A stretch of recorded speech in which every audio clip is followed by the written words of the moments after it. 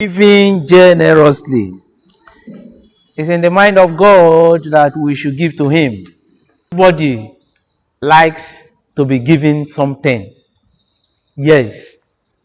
Free of charge, tangible, people will always accept it. On the book of Deuteronomy 15, verse 11, there will always be poor people in the land. Therefore, I command you to be open-handed towards your fellow Israelites who are poor and needy in your land. So giving is a kind of service to God. Who amongst us like miser, people that are stingy, people that don't like to give? Who amongst us can say they like them? Whether they are politicians, whether they are neighbors, whether they are our siblings, whether they are our parents. People don't like to associate with them. People always speak ill about them. Because even when they are in position to give, even when they have the wherewithal to give, they don't like to give. It's not good. God is against it. Humanity is against it.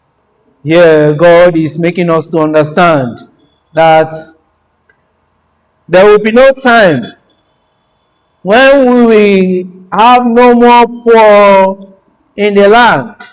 No matter how rich a place is, the richest country in the world, if you go there, you will still see poor people. Why?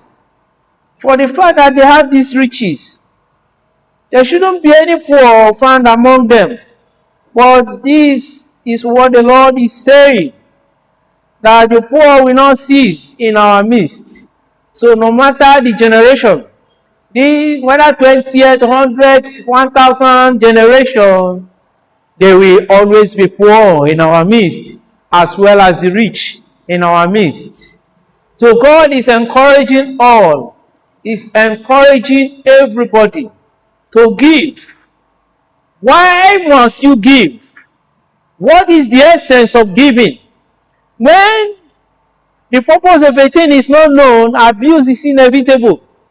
If you know the reason why the Lord has commanded this, then when you fear God, you will give. God is the one instructing us to give. God is the one telling us that we should give. Because it's important. One is a sign of obedience and gratitude to God when we give. Exodus 25, from verse 2. When we give, is a sign that we are obedient to the command of God. So God is the one ordering that we should give. He gave that commandment to Moses. People should come to give because God is in need of them. He is the giver. And He is the one that is asking for them. If we go to the book of Deuteronomy 16, verse 16, God was telling His children to appear before come in thanksgiving, to come to give in His household. And He gave an instruction that no man should appear before Him empty-handed.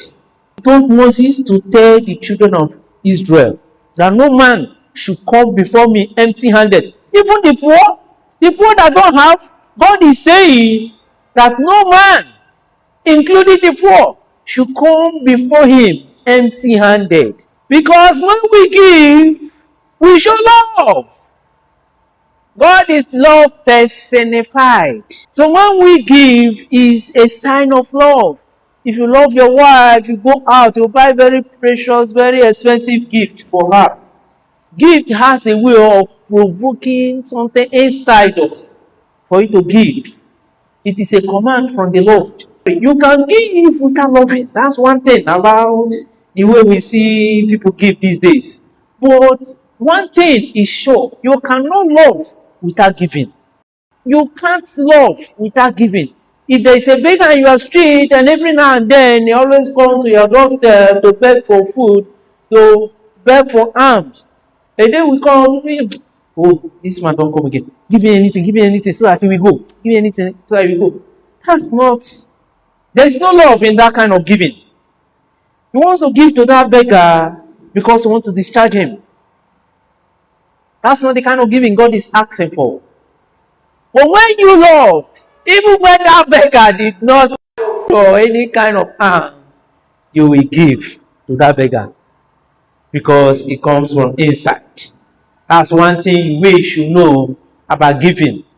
Giving is an act of love. We have to know why we should give. To acknowledge God's ownership. It doesn't cattle upon the hills are mine, saith the Lord. So that cloth that you are putting on that you admire so much, that you have spent so much money to buy, God gave you the ability to make the money that you used to buy it. That expensive car, that beautiful house that you have, it was God that gave you the strength that you used to make the money, which enabled you to buy that house or that beautiful car. So it means everything that you have from head to toe belongs to God. So if you work with this kind of understanding that this thing that I'm bringing to God, originally He is the owner, I'm just a mere custodian. You give in that manner, then you will not understand better why you should give. You will not understand better that you are giving not by compulsion, not because pastor has been encouraging you to give. You now know why you should give. To support the ministry and the poor. God has told us that the poor will not cease in our midst. The work of evangelism must continue. We must continue to reach out to people out there. We must continue to plant churches. We must continue to win souls. As you win souls, you will win the rich, you will win the poor. They will come into the house of God. And if we know the essence why we should give to that poor woman that cannot send our children to school, to that poor woman that her business needs more finance to blossom, if we know the reason why you have to do so, then with ease it will enable you to do it. Apostle Paul says, to him that knoweth to give and giveth not.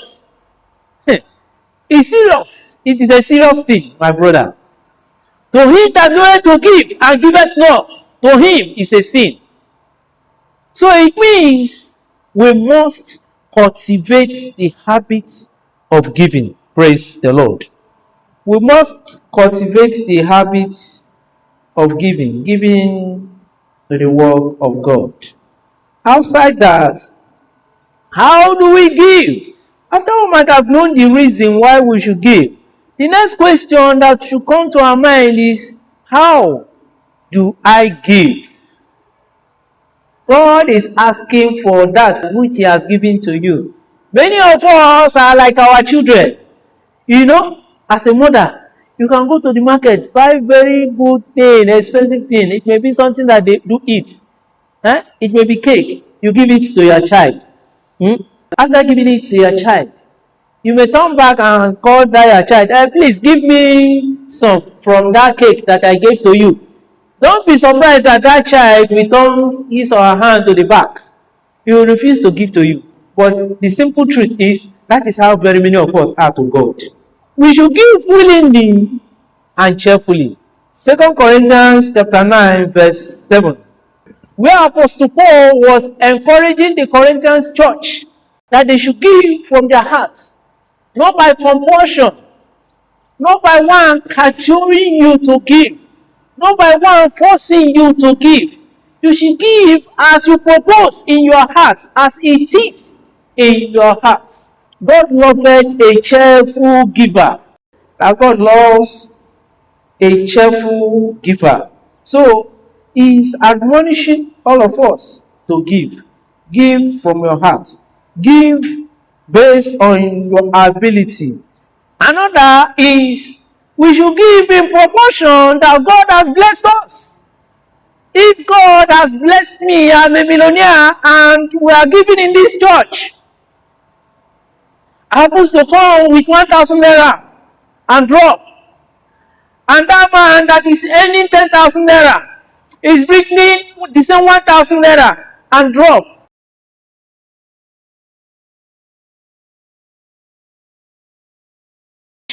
Is expected. To him, much is given, much is expected. If you go to the book of Deuteronomy 16, verse 17, Moses was telling the children of Israel that you have to give in proportion with the way God has blessed you. If God has blessed you and you have 1,000 cattle out there, and God has blessed me, I have 2 goats, and let me say 5 goats out there, and we are coming to sacrifice unto the Lord, to give unto the Lord. That man that has 1,000 cattle out there, it's expected there that he should give more. He should bring more for God, compared to that man that has only 5 goats. So in Deuteronomy 16 verse 17, God is telling us that we should give in proportion according to how He has blessed us. There is first fruits offering, first fruit giving. Proverbs chapter 3 verse 9.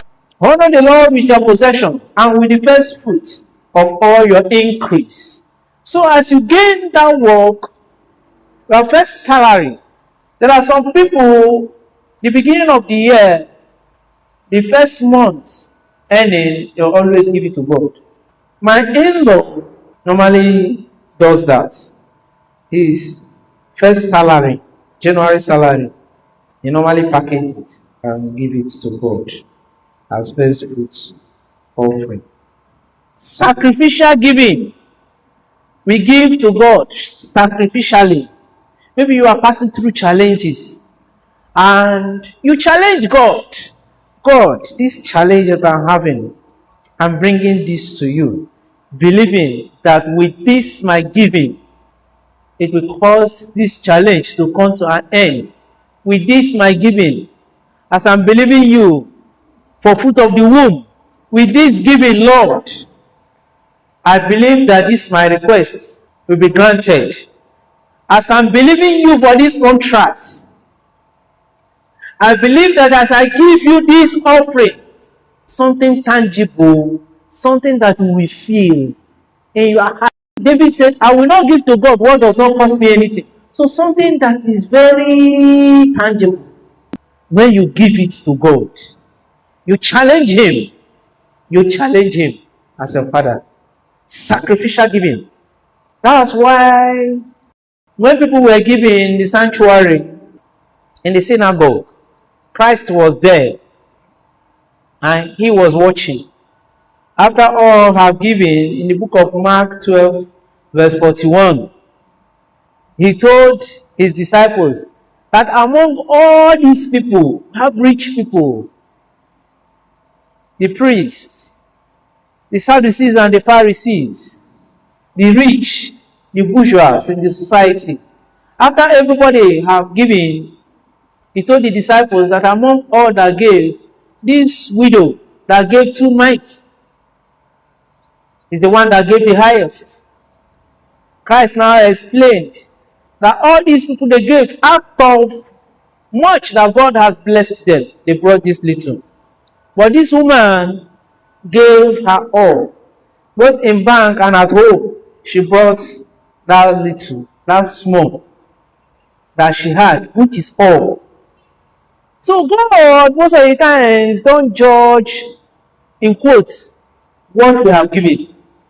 God judge the intention behind the giving. God judge the quantity, the amounts that we have given. In this case, God was not speaking that this woman has given all, everything that she has, both home and abroad. That's the kind of giving that provokes God's hand to move in your favor. After giving sacrificially, sometimes we give in secret. Matthew 6 verse 3. When Christ was commanding that what the left hand is giving, that the right hand should not know. And what the right hand is giving, that the left hand should not know. Are the same body. How can this hand be giving and this hand will not know?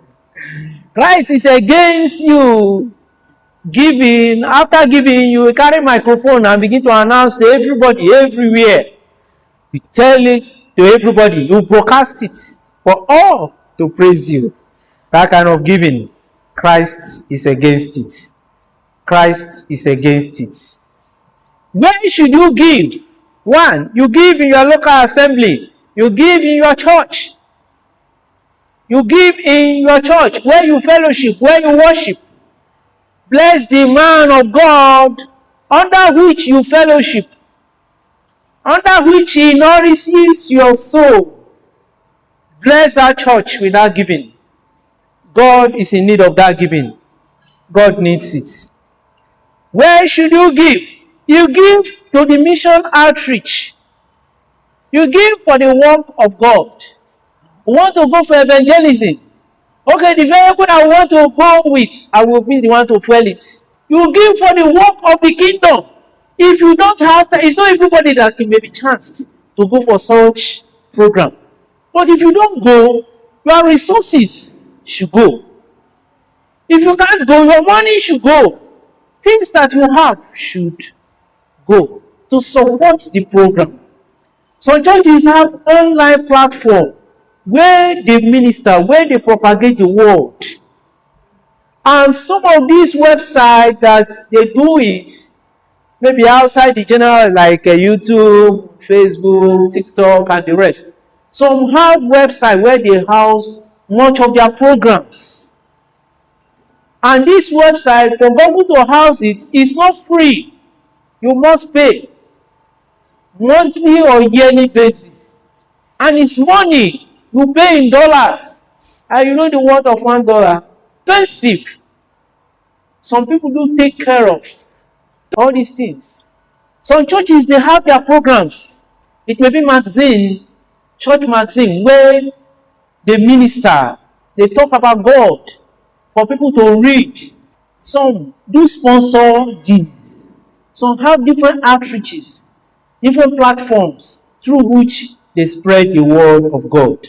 God is telling me and you that we should sponsor this with our money. You give to your spiritual leader, you give to your pastor. As I was saying, spiritually, he nourishes your soul. 1 Corinthians chapter 9, verse 13. Apostle Paul was telling them, aside from other ones benefit from things that they give on the altar. The Levites, God set them apart. That these ones among the 12 tribes of Israel, that they should be the priests every now and then. It's not today that it started. Apostle Paul is reminding us of that God started during the time of Israel. That those that do minister on the altar. You see, the shoe that pastor is wearing is not clean enough. You can afford a very clean pair of shoes for your pastor. Go to the market. You may not ask him. People that are close to him, you may ask them, what is the size of pastor? They will tell you. You go to markets, you buy it, present it to him. Pastor will pray for you. You are not doing something extraordinary. You are doing what Bible says. You go to the less privileged orphanages, avenues where you should give. So it's not every place that you should give to. You go to a local priest. They said in our church that they said we should give. You go to native doctor, you give to him. After all, they said we should give in the church. Not all places are better ground where you should give. There are places that you will give, it will attract thoughts to you. Where there are places you will give to attract blessing. That's the simple truth. So we have benefits of obeying this instruction that God has given to us. that we should give. The book of Philippians 4:19, a very common verse. My God shall supply all my needs according to his riches in glory through Christ Jesus. When God commands that we should give, and we refuse to give, God said you should give, you refuse to give, and you keep quoting this verse.